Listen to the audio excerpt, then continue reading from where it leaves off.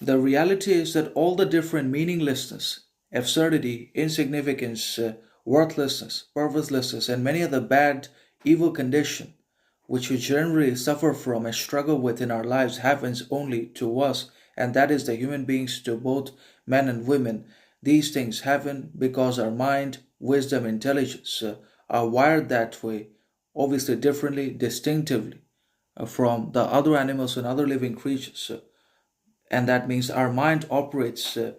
obviously at a far higher and better frequency than the other animals. Our mind is superior with its wisdom, intelligence, and data processing and receiving capacity, is thinking, productive and counterproductive thinking at the same time, that makes us obviously dangerous and imperative at the same time for the sustainment of the others, for our own existence, for our own survival. We are both good and evil as well in one or another. So we're fit, we're unfit at the same time, particularly because of our mind, because the kind of capabilities, faculties we have naturally or we're given intrinsically, which we're not always able to utilize reasonably, rationally, wisely, because our desire, mind, thoughts, actions are not necessarily backed, characterized, or supported by reason, character, obedience, discipline, responsibility, sincerity, and groundedness, humility, because we have neither cultivated nor developed nor actualized these fundamental qualities and imperative virtues in life, which are obviously again indispensable for happiness, contentment, prosperity, anyways, in one or another. But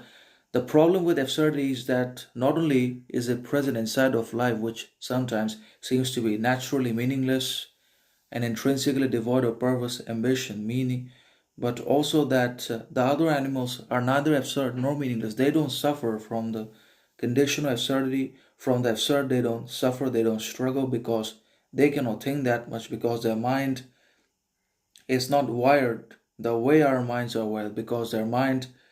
or basically wisdom, intelligence, is not so superior, obviously better, stronger, higher than that of man's himself. So obviously, because our powers are greater, superior, and more efficient, we suffer from a variety of unexplainable problems we encounter and introduced to basically undesirable problems and conflicts and chaos into our lives in one or another, that the other animals neither face nor struggle from. That is from the tyranny of thoughts, the basically power of impulses, the dominance of basically different tribes in our lives, that makes us both dangerous and productive at the same time. So definitely animals are not subjected to absurdity because they don't feel anything absurd. They are not able to comprehend absurdity, because